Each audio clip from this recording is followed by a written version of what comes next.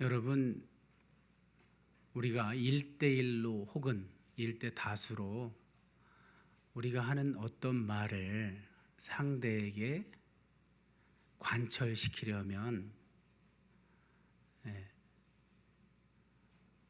어떻게 하는 것이 가장 효과적일까요? 물론 지혜가 필요하겠죠.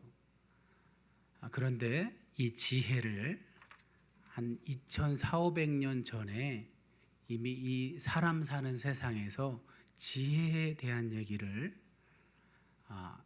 이미 다 했습니다.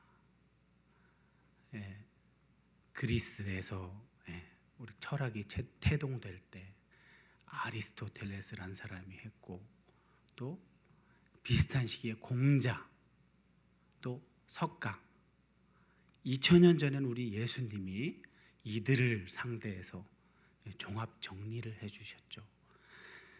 그렇다면 아리스토텔레스는 어떤 방법으로 내 말을 상대에게 관철시킬 수 있다고 얘기했을까요? 3가지 요소를 이야기합니다. 첫 번째는 말하는 사람의 윤리, 말하는 사람이 듣는 사람에게 윤리적으로 검증이 되면 검증이 먼저 돼야 한다고 합니다. 말하는 사람의 사회적 지위나 어떤 지명도, 이런 것들이 효과를 발휘할 수도 있겠죠. 그러나 그건 아주 잠깐이라는 거죠. 그 말하는 자의 삶이 뒷받침이 되어야만, 이분이 윤리적인 삶을 살아야만 그 사람의 말을 귀 담아 들으려고 한다는 거죠. 2번째 요소가 듣는 자입니다. 듣는 자. 듣는 자가 또 그 말을 들으려는 마음가짐, 자세를 가져야 되겠죠.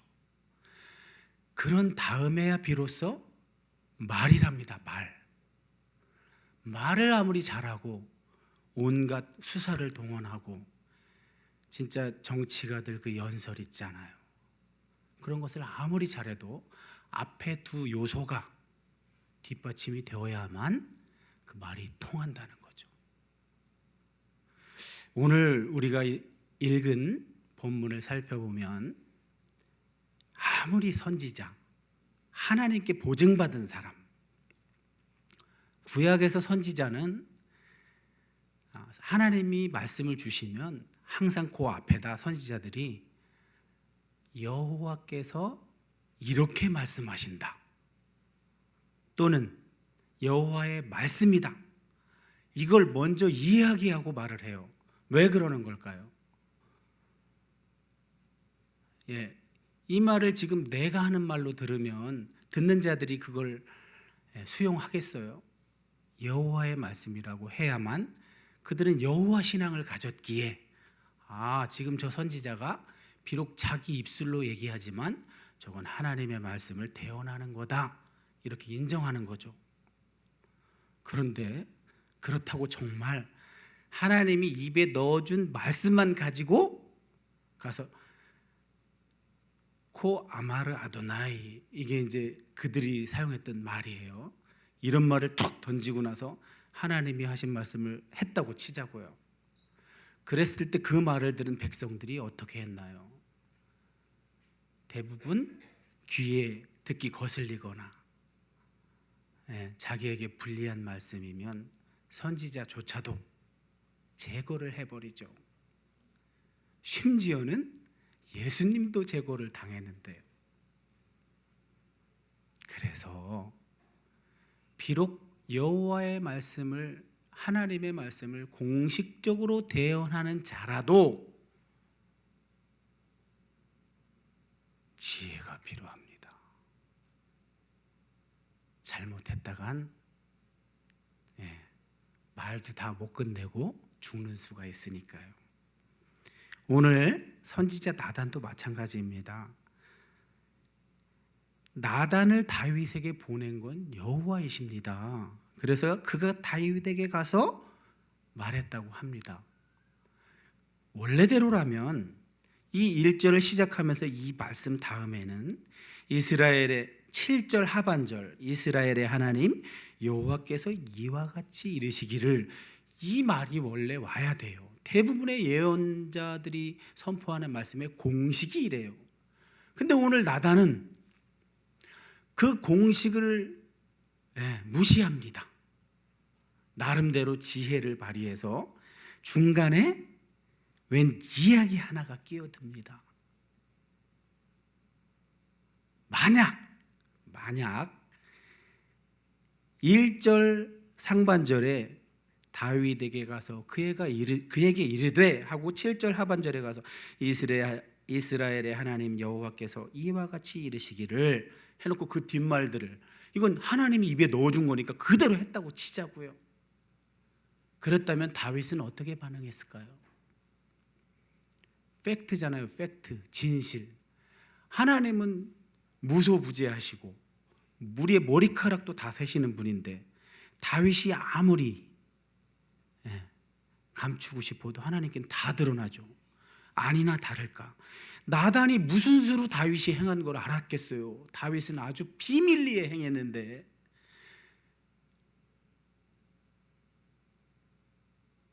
아마 다윗이 나단만 제거하면 이 일은 감쪽같이 숨겨지니까 앞에 있는 이야기를 생략하고 바로 하나님이 이렇게 말씀하십니다 하고 7절 이하를 딱 얘기했다. 아마 다윗은 나단을 제거했겠죠. 누구만 알고 있어요 지금 이 사실을? 자신과 요압 정도, 아주 신복인 요압 정도 알고 있는데 이놈의 선지자가 이걸 어떻게 알고 와서 얘기를 하네? 싹 제거해버리면 아무 일 없다는 듯이 괜찮을 텐데 나단은 그걸 알고 있었죠. 그래서 하나님이 넣어준 말씀을 바로 전하지 않고 앞에 있는 이야기를 하는 겁니다. 이런 걸 할 땐 이야기가 탁월합니다. 아주 큰 효과를 줍니다. 이걸 제일 잘하신 분이 누구죠? 예수님이죠. 예수님은 돌직구를 잘 안 날리시죠. 예수님은 주로 비유를 사용하시죠.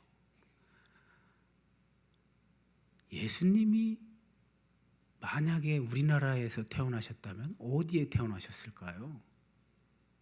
누가 말씀하셨어요 지금? 정확하게 하셨네요. 충청도죠. 충청도는 지정학적으로 삼국에 둘러싸여 있어서 자기 속을 드러내 보일 수가 없죠. 잘못 드러냈다간 고구려한테 주고, 잘못 드러냈다간 백제한테 주고, 잘못 드러내면 신라한테 주고, 끝까지 간직하고 있다가 지혜를 발휘해서 말을 해야 돼요. 지정학적으로 그랬던 건지 태생적으로 그랬던 건지 모르지만 돌려 말하기의 선수죠. 돌직구 안 날립니다. 위치적으로도 예수님이 태어나신 곳 베들레헴은 중간이에요. 중간 이스라엘 땅에 예루살렘에서 한 8km 밑에 있어요. 베들레헴이란 지명만 해도 예수님과 연관이 많이 돼요. 베트는 집이란 뜻이고, 레헴은 빵이란 뜻이에요. 빵집. 그래서 베들레헴에 성지순례 가시면 빵집을 꼭 가세요. 유명합니다. 근데 이걸 영적으로 해석하면 생명의 빵이신, 생명의 떡이신 그분이 거기서 태어나는 게 어찌 보면 아주 당연하겠죠.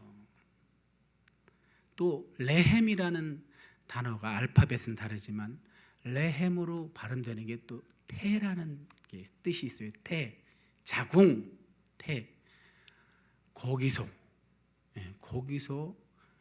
인류를 구원할 분이 태어나신 거 어찌 보면 잘 매치가 되죠. 이 분이 주로 사용하신 방법이 돌직구보다는 비유. 이 신약에서 비유는 옆으로 던지는 걸 비유라고 그래요. 앞으로 바로 안 던지고 옆으로 던지는 걸. 그러니까 돌려 말하기 맞죠. 자, 근데 구약에서도 이 돌려 말하기를 잘한 사람이 바로 나단 같은 사람. 또 후세가 누구죠? 압살롬이 반란을 일으켰을 때 그 당시에 이스라엘에 엄청난 모사가 하나 있었죠. 누구죠? 밧세바의 할아버지 아히도벨. 아히도벨 하면 진짜 그 사람의 말은 하나님이 하시는 말 같았대요. 그 정도로 지혜로웠는데 그 지혜자를 압살롬이 자기 편을 삼았으니 이 게임은 끝난 거죠. 다윗은 이길 수가 없었죠. 근데 다윗에게 후세란 사람이 있었죠. 친구라고 표현되는 이 후세가 바로 이 돌려 말하기를 잘하는 사람이에요. 그래서 압살롬을 선택해서 압살롬을 회유시켰죠. 아히도벨의 계략을 따르지 않고 자기 말대로 하게. 그래서 결국은 다윗이 압살롬을 이기게 되죠. 어쨌든 오늘 나단 선지자는 지혜를 발휘해서 하나님이 넣어준 거니까 바로 이렇게 말하면 게임 끝나는 거지 한 게 아니라 1절부터 4절까지 웬 이야기 하나를 가져옵니다. 근데 이야기를 할 때 지혜가 필요해요. 하필이면 양 얘기를 꺼낼까요? 양. 소도 있고 다른 가축들도 있는데 양 얘기를 꺼낸 것에서 알 수 있는 건 뭘까요? 우리가 이걸 신뢰 해석학이라고 그래요. 신뢰 해석학. 하나님이 하셨으니까 그게 정답이라고 생각하고 거기서부터 질문을 해나가는 걸 신뢰 해석학이라고 그래요. 또 왜 그런 거야? 이렇게 물어보는 걸 의심의 해석학이라고 그래요. 그리스 쪽 학문은 주로 의심의 해석학을 쓰고 유대인들은 신뢰 해석학을 많이 써요. 자, 어째서 양을 굳이 들었을까? 양은 누구랑 친했어요? 다윗하고 친했죠. 양 얘기하면 다윗이 박사죠. 사무엘이 다윗에게 기름 부으러 갔을 때 형들서부터 쭉 이렇게 살펴보잖아요. 근데 그 자리에 누가 안 왔어요? 막내 말째가 안 왔어요. 8째라고도 하고. 말째가 뭐 하느라고 안 왔죠? 양 치느라고. 걔는 거기 올 군번이 못 돼요. 가서 양이나 치고 있어야 돼요. 그때도 아마 새끼 양을 이렇게 안고 있지 않았을까? 품에 품고 있지 않았을까? 골리앗하고 싸우기 전에 뭐라고 해요? 내가 이렇게 네 눈에는 시원찮아 보여도 내가 아버지 양을 지킬 때 사자와 곰의 발톱에서 새끼 양을 구해냈대요. 깔보지 마. 근데 그거보다 중요한 게 내가 나가서 싸우는 게 아니라 여호와의 만군의 여호와의 이름으로 나가서 싸우는 거야. 그러고 이기잖아요. 다윗의 전문 분야가 양치는 거라는 걸 알고 나서 비유를 양을 가져옵니다. 한 성읍에 두 사람인데 한 사람은 부자, 한 사람은 가난한 사람. 부자는 간단하게 소개해요. 양과 소가 많았대요. 아주 많았대요. 근데 가난한 사람은 아무것도 없었대요. 자기가 사서 기르는 작은 암양 새끼 하나가 전부였대요. 그가 그의 자식과 함께 그 암양 새끼를 아주 그냥 같이 먹고 마시고 잔으로 마시며 그의 품에 끼고 살았대요. 그렇게 아꼈대요. 문제는 행인이 하필 그때 와 부자네 집에 가난한 자 집에 왔으면 어떻게 됐을라나. 성경을 한번 상상해가면서 읽어보세요. 하필이면 부자 집에 왔어요. 근데 부자 집에는 뭐가 많대요? 양과 소가 아주 많았대요. 그러면 그 당시 고대 근동에는 나그네가 오면 그쪽은 사막이 많고 광야가 많고 그래서 항상 나그네들은 고생을 해요. 그래서 그들을 잘 대접해야 할 의무가 있었어요. 그래서 부자가 행인이 왔으면 자기가 가진 것 중에서 대접하면 돼요. 아무 일 없어요. 그러면. 근데 자기 걸로 대접하려니까 아까웠대요. 아까워. 그래서 이렇게 보니까 저쪽에는 그거 하나밖에 없는데 암양 새끼 암양 하나밖에 없는데 그걸 뺏어다가 그걸로 행인을 섬겼대요.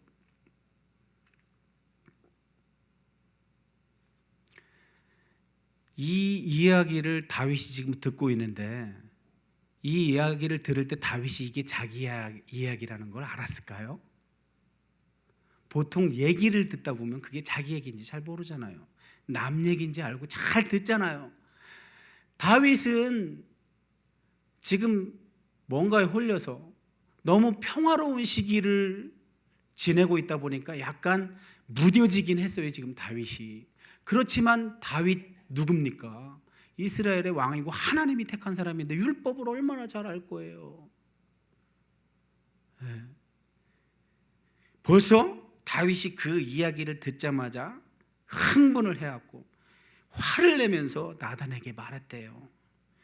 여호와의 살아계심을 두고 맹세하니 이 일을 행한 그 사람은 마땅히 죽어야 돼.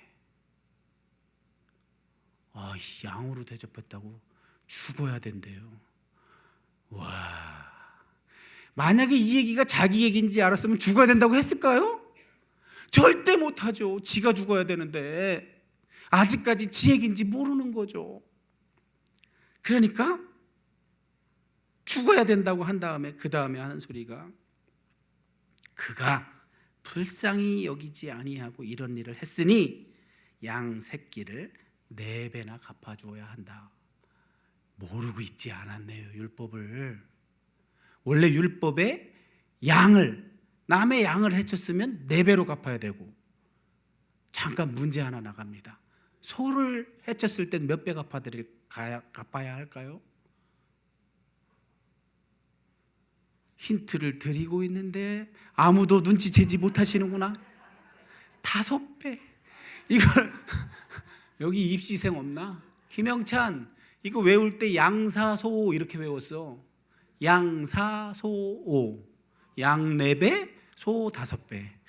율법을 모르는 사람이 아니었네요. 정확하게 율법으로 4배로 갚아야 돼 이러고 있네요. 아직까지도 전지 모르고 있어요. 이렇게 율법을 잘하는 사람이 어쩌다 이렇게 되었을까요?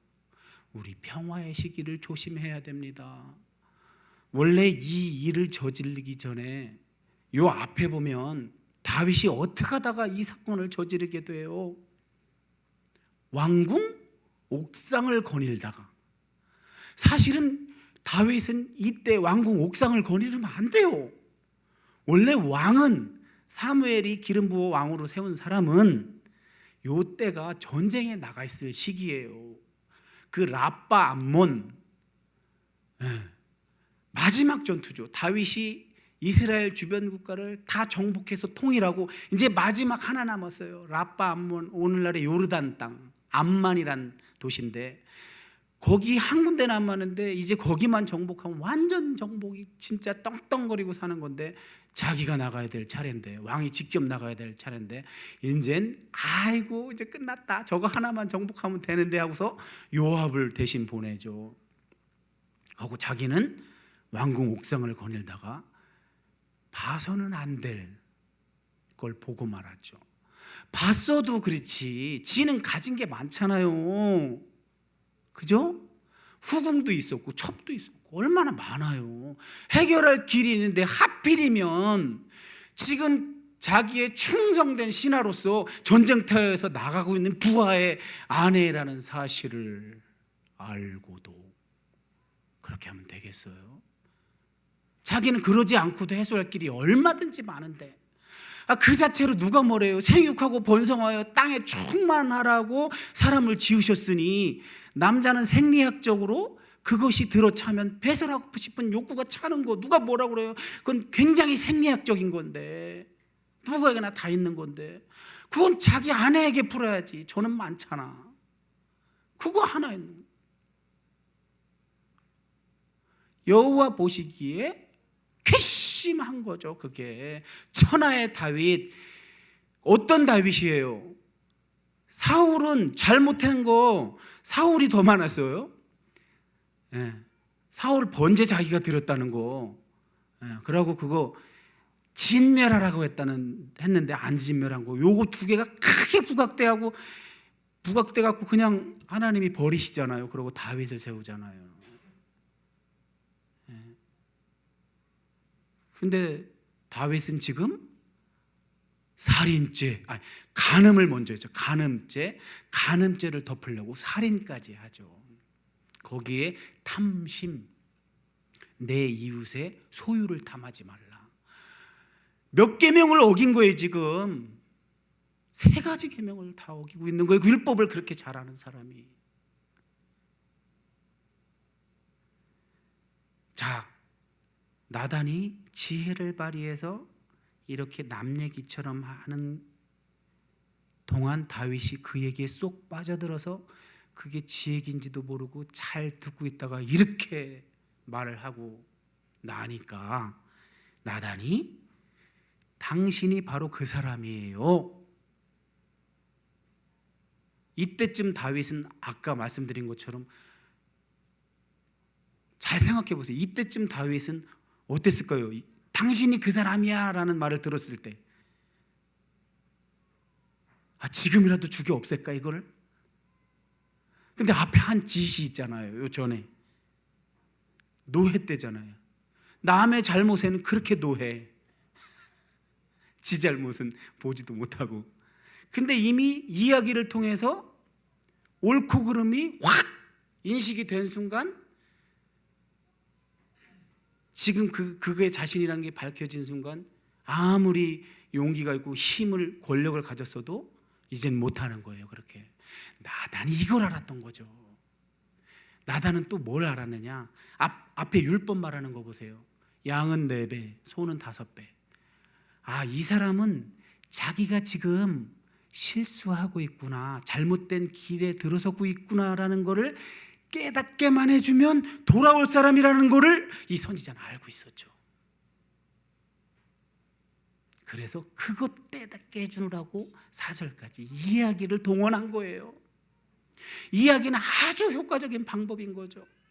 그런 다음에 그 이야기 다 듣고 마음이 움직였을 때, 경건이 돌아왔을 때, 율법을 이게 하나님이 주신 율법이었구나를 인식했을 그 타임에 가서 이게 바로 당신입니다 하니까 먹히고 있는 거죠. 그 다음에 이 나단이 하나님께서 진짜 주신 말씀들을 7절 하반절에서부터 12절까지 쭉 이야기하고 있는 겁니다.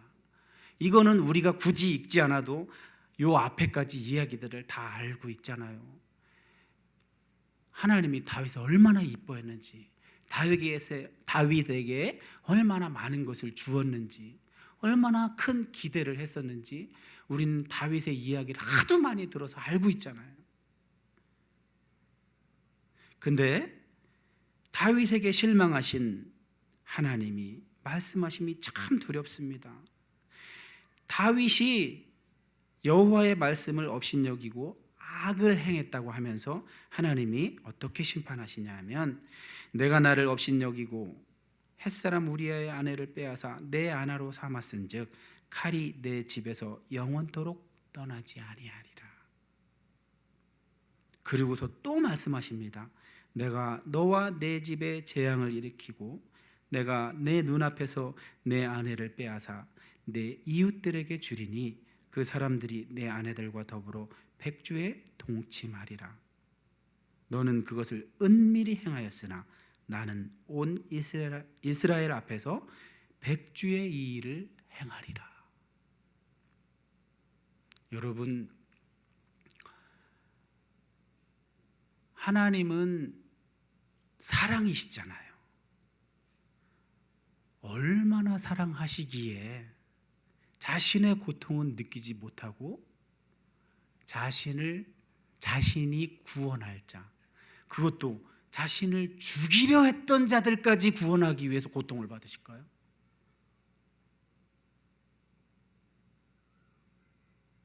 이런 경험 해보셨어요? 우리 사람들 가운데는 부모의 자식 사랑은 하나님 사랑에 견줄 수 있을 만큼 숭고합니다. 그러나 그 부모님조차 어떤 타인이 자기를 죽이려고 하는데 그를 위해 죽을 수 있겠습니까? 자식을 위해서는 죽을지 모르겠으나, 그러나 우리 하나님은, 우리 예수님은 호산나 호산나 구원할 자라고 그렇게 외치면서 환영해놓고 그들이 곧 십자가에 매달라고 소리친 자들입니다. 그런 자들까지 주님은 구원하셨잖아요. 그런데 이 사랑이 많으신 구원의 하나님이 공의를 포기할 수가 없으세요. 이미 저질러진 죄악을 어떻게 없애겠습니까? 다윗에게 내려진 심판을, 대가를 보십시오. 자기 말대로 됩니다. 양사, 소오, 양사 4배로 갚아야 된다고 자기가 아는 율법을 이야기했잖아요. 실제로 4배로 갚게 됩니다. 어떻게 4배로 갚게 되죠? 일단 밧세바와 사이에 낳은 아들이 죽어버리죠.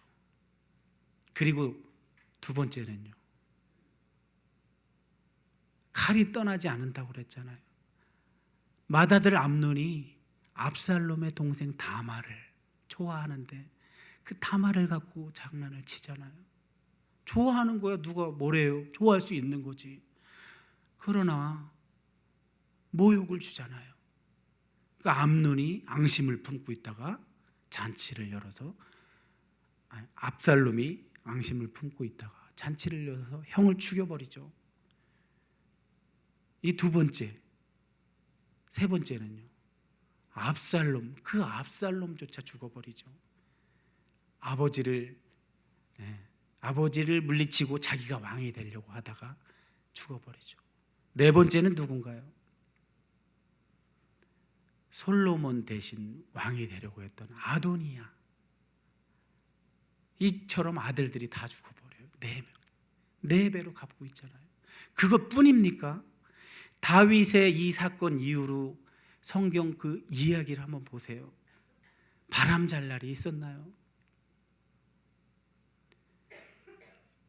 그 앞에 인생을 살펴보면 사울에게 쫓기던 그 고난의 때 영성이 얼마나 훌륭했어요. 정말 하나님이 너무나 그를 단련시켜서 자기를 죽이려는 원수에게 원수로 갚지 않고 사울을 몇 번씩이나 살려주잖아요.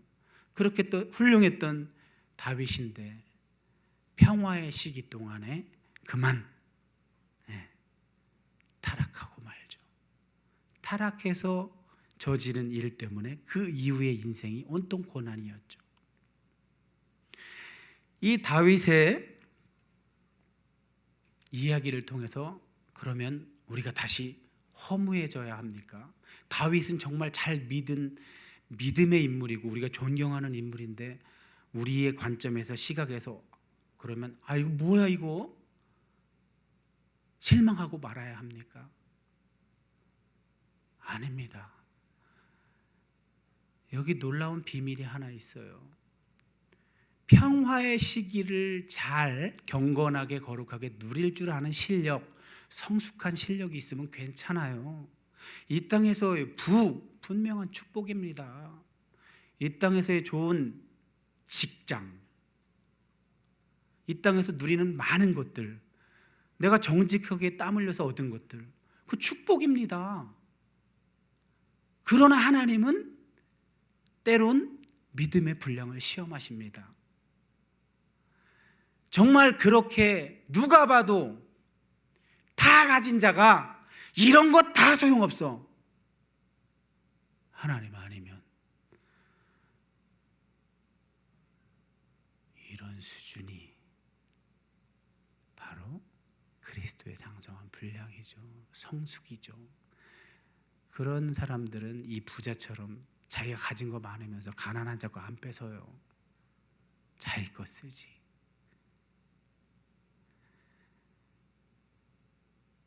그러나 다윗이 이 밧세바 사건 이후에 표면적으로, 겉으로 굉장히 불행한 삶을 살았지만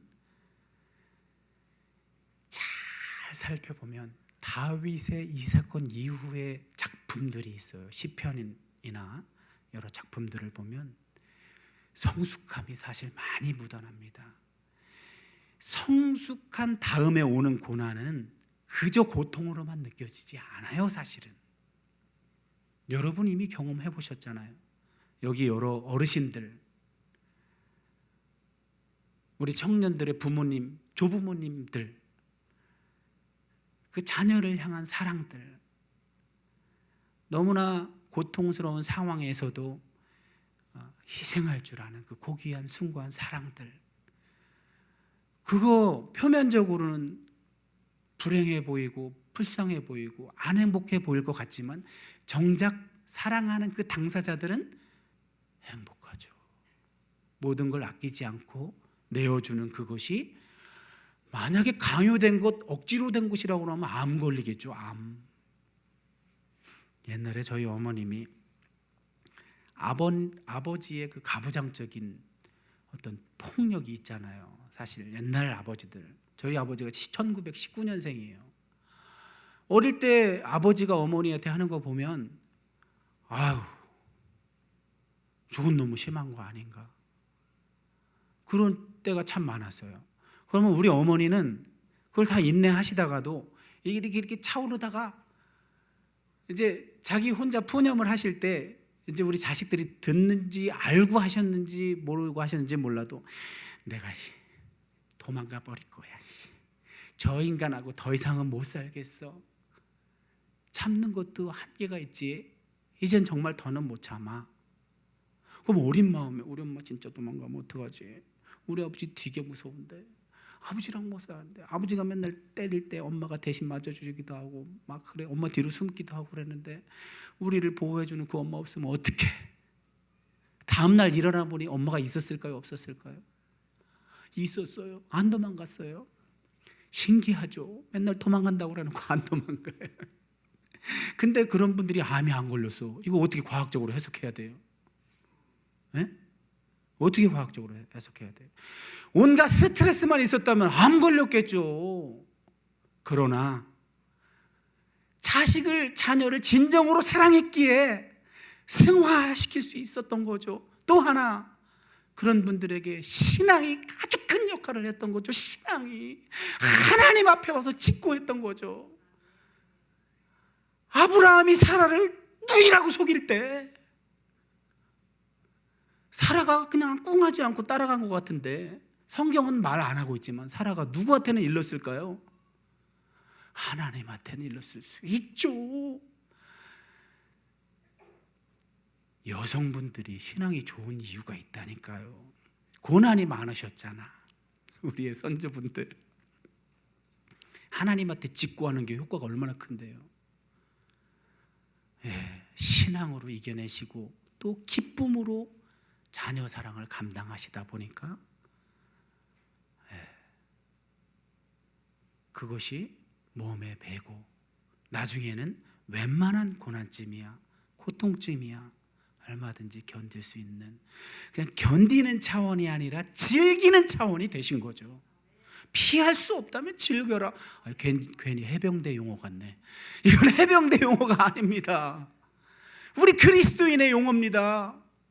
저 욥 이야기, 의인의 고난 이야기는 욥이란 한 사람에 대한 이야기지만 그건 우리 그리스도인의 얘기입니다. 예수를 믿었다고 해서 다 좋은 일만 생깁니까? 평탄한 일만 생깁니까? 아니잖아요.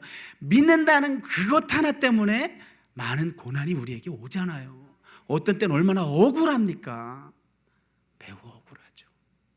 그러나 그런 것들을 성숙으로, 저도 사실은 잘 안 되지만 즐기는 수준이 될 때 행복합니다. 그냥 고통스럽기만 하다면 우리도 다 암 걸리겠죠. 그러나 그걸 정말 신앙으로 이겨내고 기도로 이겨내고 말씀으로 이겨내고, 그것이 우리에게 너무나 자연스러워질 정도로 습관이 되었을 때 누가 봐도 존경스러울 겁니다. 그 그리스도인은 존경받을 겁니다. 그리스도인이란 말이 참 자연스러울 겁니다. 세상은 다시 우리 교회를, 성도를 존경하게 되겠죠. 재정이 일치되는 것보다 기독교가 국가의 종교가 되는 것보다 이게 더 빨라요. 초대교회 때는 이 방법으로 복음이 그렇게 빨리 전파되고 확산된 것입니다. 오늘 말씀을 정리하겠습니다.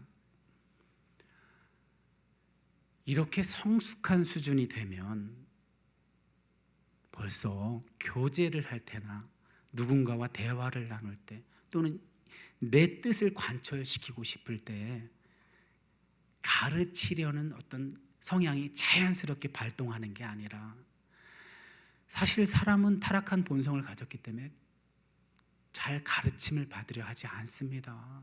그리고 자신이 의롭다고 생각할 확률이 높기 때문에 그래서 지혜가 필요한 건데, 성숙한 수준에 이르면 지혜롭게 대처할 수 있는 능력이 생깁니다. 그래서 그도 살리고, 어쨌든 그를 살리려면 그에게 알려줘야 하잖아요. 팩트를 가서 말한다고 그가 고치지 않잖아요. 그가 그 팩트를 자신이 인식할 수 있도록 돕는 역할만 할 수 있는 거죠, 우리가. 그랬을 때 그도 살고 나도 사는 겁니다. 오늘날 우리 그리스도인이 이렇게 생명을 살려야 합니다. 사실 내 삶에서 경험으로 축적된 것들이 자연스럽게 말로도 나오는, 그래서 말과 삶이 자연스럽게 이어지는 이것으로 생명을 살릴 수 있는 겁니다. 이 도구로 가장 훌륭한 것이, 이 일을 수행하는 데 가장 훌륭한 도구가 바로 성경 속 이야기들입니다. 그래서 성경이 이야기로 많이 기록되어 있는 겁니다. 이 사실을 잊지 마시고 성경에 있는 성경 속 이야기들을 잘 줄거리를 숙지하셨다가 비슷한 상황이 내 삶에서 일어날 때 돌직구를 날리려 하지 마시고 한 번 더 생각하시고 한 번 더 심사숙고한 다음에 이 상황에 아주 어울리는 성경 속 이야기를 하나 떠올리셔서 약간 각색을 하셔도 좋습니다. 그 이야기로 한번 승부를 해보십시오. 그러면 오늘 다윗에게 일어났던 일이 저와 여러분에게도 동일하게 일어날 줄 믿습니다. 항상 완벽하지 않습니다. 항상 성령 충만하지 않습니다. 우리도 다운될 때 있습니다. 그러나 중요한 사실은 내가 그렇게 위험에 처해 있을 때 나를 사랑하는 누군가가 나를 생각해서 돌직구를 날리는 것이 아니라 어떤 힌트를 줄 때 우리가 깨달을 수 있는 근거는 바로 하나님의 말씀, 성경 속에 있는 주옥 같은 하나님과 등장인물들의 이야기인 겁니다. 그 사실을 잊지 마시고 오늘 좋은 교훈 삼아서 우리도 이 이야기를 하는 능력을 갖기 위해 한층 더 노력하는 저와 여러분이 되라고 하나님께서 오늘 이 말씀 주신 줄 믿습니다. 기도하겠습니다.